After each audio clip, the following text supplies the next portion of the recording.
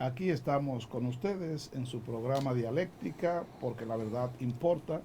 Como habíamos dicho en la introducción, estamos hablando del personalismo, que es un tema muy importante y es un tema también de nuestros tiempos, se diría que moderno.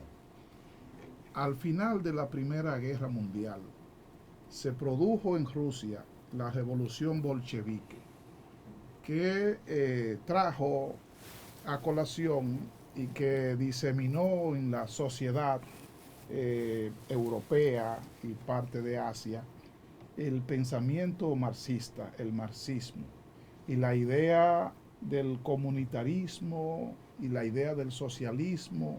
Así que mucha gente comenzó a concebir la idea de la comunidad, del grupo, como lo más importante, y en cierto sentido fue subestimando la particularidad y la individualidad de la persona para pensarse más en lo social, en lo grupal, en las estructuras. Pero también para estos tiempos que estaríamos hablando de la década de los años 20 y 30 del pasado siglo, se fortaleció otra corriente de pensamiento importante, especialmente en Francia y Alemania, que fue el existencialismo. Y entonces el existencialismo en cierto sentido reaccionaba a esa visión colectivista que se estaba desarrollando para tomar en cuenta la existencia particular del individuo, la parte individual. Nosotros hemos hablado, por ejemplo, de Jean-Paul Sartre o de Simone de Beauvoir, de Albert Camus, de Martin Heidegger y otros más que hicieron énfasis en el individuo a partir de su existencia. Pero como reacción entonces a ese dualismo que se daba entre el colectivismo por un lado y la visión individualista, a veces ligada al existencialismo, entonces nació una corriente de pensamiento importante o un modelo de enfocar la filosofía y a la persona, que es el personalismo. Para decir, no se trata de sobreestimar a las estructuras, al Estado y a los grupos, ni tampoco de subestimar al individuo en términos particular, sino que se trata de definir y concebir a la persona, al individuo, como síntesis de la condición humana que lleva consigo, de la humanidad. Y entonces surgieron algunos conceptos importantes, como el de la epifanía del rostro y la manifestación del pensamiento y el sentimiento de las personas en su misma mirada y en su misma visión que presenta a los demás. Se recuerda, por ejemplo, la idea de Alexis Carrel y la incógnita del hombre, cuando decía que en su cara, en su rostro, la persona refleja su ser, todo su ser. Y después otros tratadistas importantes como Emmanuel Monnier, como Gabriel Marcel, habrían de referir de manera significativa el pensamiento del personalismo, es decir, la concepción del individuo como persona, la condición humana de persona, lo cual tiene un sentido ético y además centraliza la dignidad, reivindica la condición de la dignidad de la persona, del individuo. De modo que el personalismo entonces surge como una especie de sincretismo que resume los aspectos más humanos del colectivismo y los aspectos también más humanos del individualismo para recrearlo como personalismo y ver entonces al individuo en su condición de persona, que se diferencia del animal, del objeto pero también incluso se diferencia del individuo como tal para verlo más allá de lo individual, verlo como una persona o como ser humano. Profesor Daniel. Sí, Juan. Quiero aquí entrar al concepto, quizás primero Julián puede también en este momento compartir los aportes. El concepto persona realmente procede del griego, ¿verdad? Del prosopón, que los estrucos también asumieron como persu y los latinos entonces como persona, bajo un verbo que era personare y que es personare, es sonar, dejar oír la voz, ¿verdad? El término original fue tomado del teatro griego, realmente, donde la persona era el personaje, digamos, el personaje que representa un rol y que era presentado a través de una máscara. Entonces la persona era lo que hablaba, la voz que se oía detrás de esa máscara realmente, lo que se esconde, lo que de verdad se esconde, el ser que está y no la apariencia que se presentaba a través de lo que es el rol que tú estás jugando. ¿Ves? Nos viene mucho del drama, del teatro, todo esto. E incluso hay un filósofo de los estoicos que fue esclavo de Nerón, ¿verdad? Llamado Epícteto, que Nerón lo dejó libre después, que él compara realmente la vida humana con el teatro. Él dice, recuerda que en esta vida lo que eres es un actor. Es decir, cada uno lo que es un actor y lo que debe es representar bien el rol que te ha tocado, ya sea corto o largo, de genio, de persona grande o de un inválido. Que incluso se dice como personificar. A ti te toca personificar a alguien, que es precisamente eso, hacerlo persona. Claro. Exacto. No, efectivamente que entre los estoicos, Epícteto, que era estoico, pues enfatizaron esa característica particular del término persona o personaje que, bueno, revela el papel que de alguna manera tú desempeñas en la vida social. Es decir, cada individuo tiene un rol en la vida social y ese es el papel. Pero también los romanos luego utilizaron el término persona para aplicarlo a aquellos que son sujetos de derecho, a diferencia de los esclavos y de las cosas. Y entonces esa idea fue usada por los romanos y también en el cristianismo el término persona pues se aplica a las tres divinas personas de la Trinidad, Dios Padre, Hijo y Espíritu Santo. Y fíjate, Julián, que esa concepción realmente es tomada incluso de los estoicos como Séneca, donde como que se adaptaba mucho esta doctrina estoica al cristianismo naciente. Y ahí es que San Agustín va a asumir ese concepto y lo va a integrar con lo que es la doctrina cristiana. Y Boecio en el siglo V le va a dar esa dimensión que va entonces a influir también en el derecho. Boecio, que como persona que es susceptible a obligaciones y a derechos, que por ser ella un valor en sí, todo eso. Es interesante cómo se mezcla el cristianismo. Y también Santo Tomás va a aportar de que persona es todo aquel que está dotado de naturaleza racional.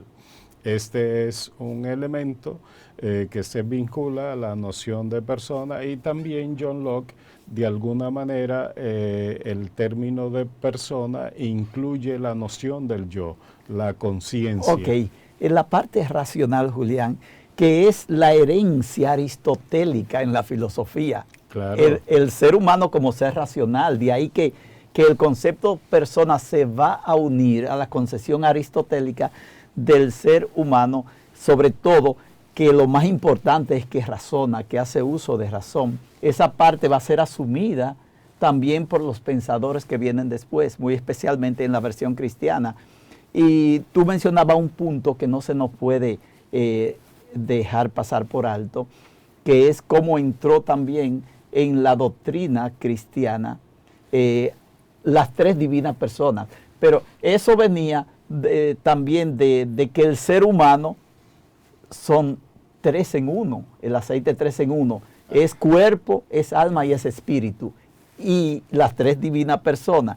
Entonces, esa es la unión del hombre con Dios, del ser humano con Dios, que es persona, porque los dos son personas. El ser humano es persona y Dios es persona. De ahí el vínculo íntimo entre Dios y los hombres, que en el cristianismo entonces entra con fuerza y es asumido e influye entonces en el derecho y en todas las dimensiones de las sociedades influidas por la fe cristiana. Esa calidad de persona que diferenciaba, por ejemplo, al hombre libre del esclavo y del pagano o del extraño, se fortaleció desde el punto de vista sociopolítico con la idea del ciudadano.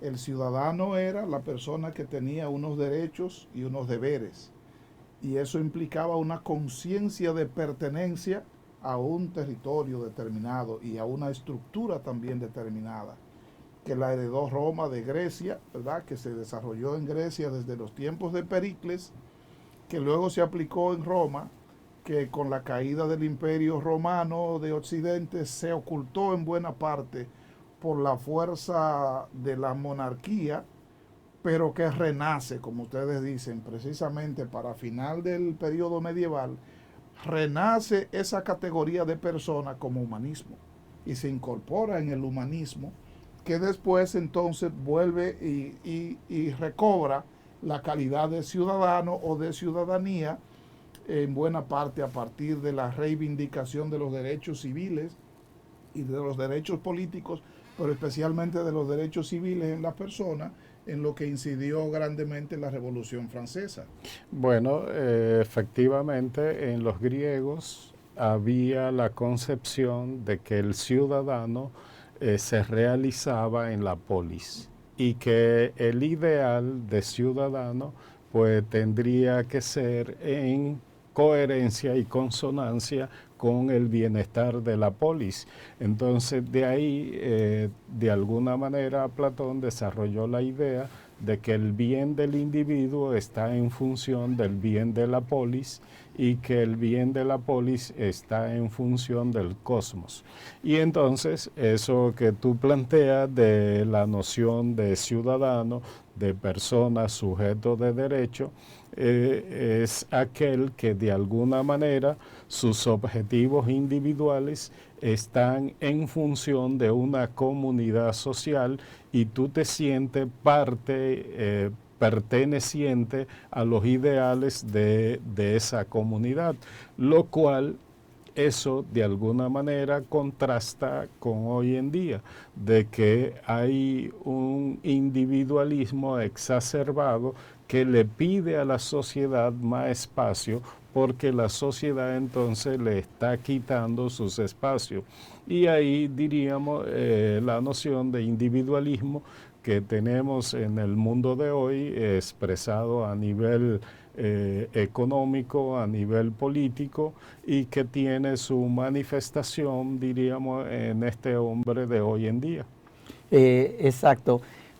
Mira, el concepto de San Agustín que integra como persona es un ser de autorreflexión, es decir, que es capaz de concebirse a sí mismo, de verse a sí mismo. Y de aquí entonces el carácter de libertad que va a acentuar un ser libre entonces, porque es concebido como una unidad en sí, una unidad que se va hacia sí, pero puede salir de sí. Esta concepción de Agustín va a influir en los pensadores después, como son Pascal. Pascal va a tener esta concepción y Kierkegaard. Incluso Kierkegaard va a hacer esta situación.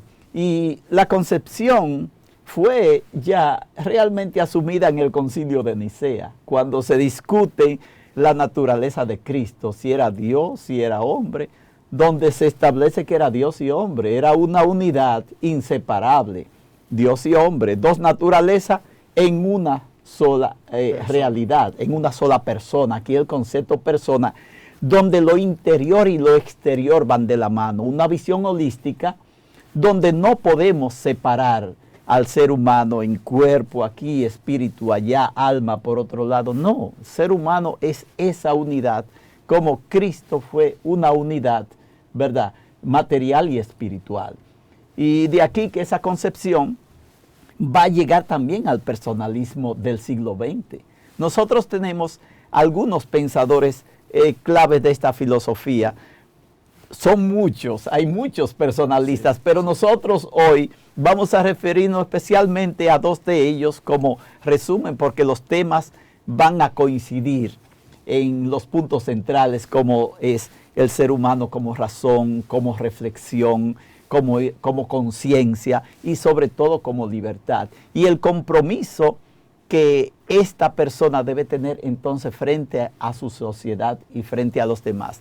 Mencionamos entonces a dos pensadores como son Emmanuel Mounier, de descendencia judía, realmente Mounier, y también a Levinas. Sus temas, Emmanuel Levinas también. Entonces, hay otros como Martin Buber, que habla del rostro del otro como Jacques la persona, Maritain. Jacques Maritain, y otros, pero aquí se condensa, vamos a decir, lo que son las líneas fundamentales de una filosofía personalista, por la que muchos hoy tienen un gran interés ante la necesidad de que el mundo establezca un nuevo humanismo que haga dignidad de nuevo al ser humano en una sociedad donde él pueda autorrealizarse en libertad, ¿verdad?, y en compromiso con los demás, que es hacia donde nos lleva esta filosofía personalista. Julián, tú eres un especialista, digamos así. Julián se ha especializado en Emmanuel Levinas, y creo que su tesis doctoral, para hacerse doctor en filosofía en una universidad española del País Vasco, creo, fue sobre este personaje. Quizás tú puedes darnos un breve esbozo de las ideas centrales que Levinas trata en su... Bueno, Emmanuel Levinas también es de origen judío, que nace en el año 1905 del siglo XX.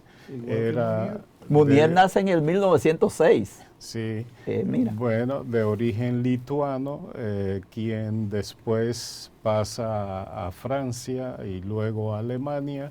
Estudió con Edmund Husserl, donde influyó notablemente en él las ideas de la fenomenología, pero también una corriente judía intelectualista, racionalista de Lituania, influyó sobremanera en él, y sobre todo también la literatura rusa.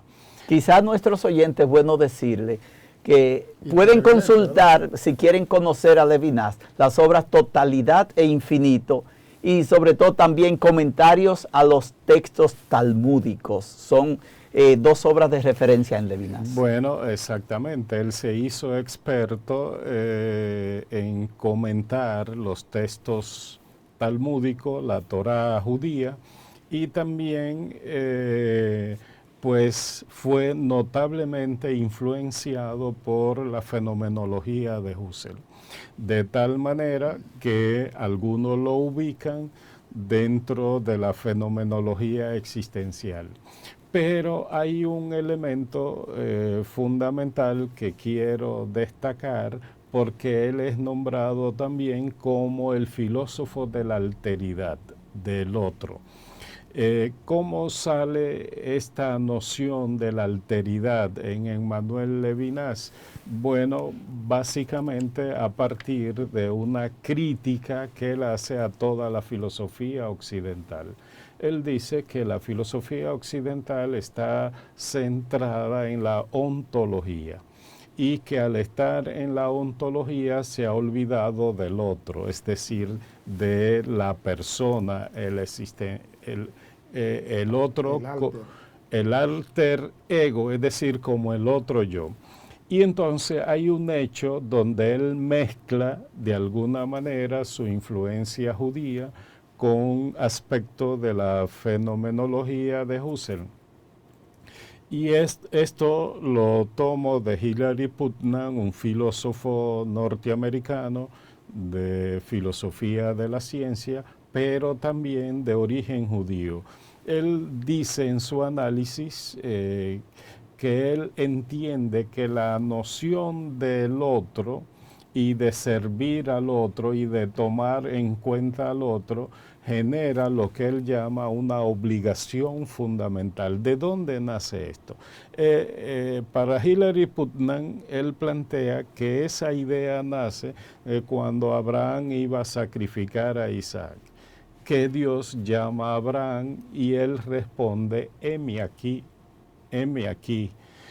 que en hebreo se dice ineni, heme aquí. Y entonces Levinas traslada esta dimensión de este hecho bíblico a lo que él llama la obligación fundamental con el otro, que significa que yo no soy el que debo decidir y pensar y conceptualizar al otro, sino que el otro es el que debe demandarme a mí y yo estoy obligado a estar al servicio del otro.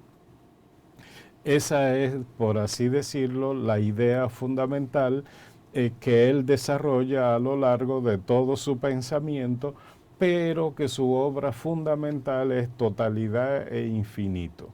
¿Qué significa totalidad? Bueno, él plantea que tanto la filosofía alemana, la filosofía occidental, piensan desde el mismo, es decir, desde el yo. Y entonces, al concebir al otro bajo el yo, el otro queda de alguna manera reducido a lo que yo entiendo de él. Pero no trato de entenderlo en su propia realidad, en su propia existencia, en su propia necesidad. Y de ahí entonces él plantea que la relación con el otro propicia una relación de elementos de novedad que es de alguna manera infinita. Y de ahí él usa la noción de infinito aplicado a diversas relaciones de los individuos, de los sujetos, y por eso el desarrollo del pensamiento de Levinas pues también tiene cierta relación con Martin Buber, que Martin Buber plantea que la relación entre el yo y el tú debe ser una relación simétrica, es decir, como entre iguales. Y Levinas entonces va a plantear que la relación entre el yo y el otro es asimétrica. ¿Por qué es asimétrica? Porque el otro es quien me demanda mi obligación. Y yo debo reconocer en el otro esa obligación de estar siempre al servicio. Por eso es que Levinas dice que la filosofía no ha de ser una ontología como toda la filosofía occidental, sino que la base de la filosofía debe ser la ética. Y hay dos cosas que él propone para el mantenimiento de la cohesión social, la unidad, la justicia, que hay que mantener formalmente la igualdad ante la ley de todos y que eso no caiga en un formalismo para oprimir a minorías, una cosa. Y también mantener la responsabilidad que exige el rostro del otro, que sería la caridad, en el sentido la ayuda directa al otro, el compromiso con el otro. Tú verás que esos puntos también se encuentran exactamente así en Emmanuel Mounier, como lo propone. Un pensamiento ético, ¿verdad? Todo un pensamiento ético en Emmanuel Levinas con esa idea de la alteridad, ¿verdad? De la concepción del otro como una prolongación mía. Y mira qué interesante, Juan, porque él propone la idea no solo de un otro que es prójimo, sino de un tercero. El prójimo es un tercero, también aquel a donde yo no llego. ¿Cómo yo llego a él? A través de la lucha por la justicia en la sociedad, por mejores leyes, por mejores reglamentaciones, ¿verdad? Por más justicia, por más igualdad en la sociedad. Estoy luchando ya por mi prójimo, que es un tercero que no conozco, porque en la mejora de todo. El otro es el otro visto desde mí. Claro. Claro, él, o sea, él utiliza el otro muchas veces como una categoría y el otro es todo aquel que demanda de mí mi solidaridad, mi justicia, mi servicio al otro.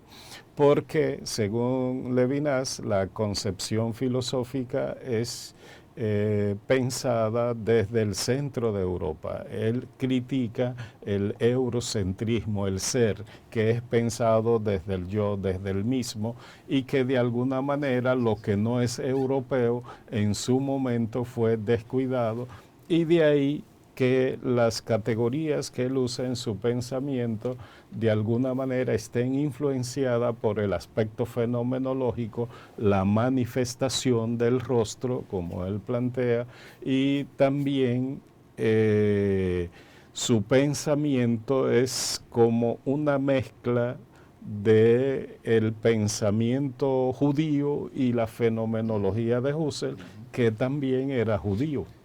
Bueno, señores, este es un tema grueso, Daniel, sin lugar a dudas, y Julián, pero tenemos que ir a una pausa y entonces regresamos con ustedes para continuar con nuestro tema sobre el personalismo. Pausamos.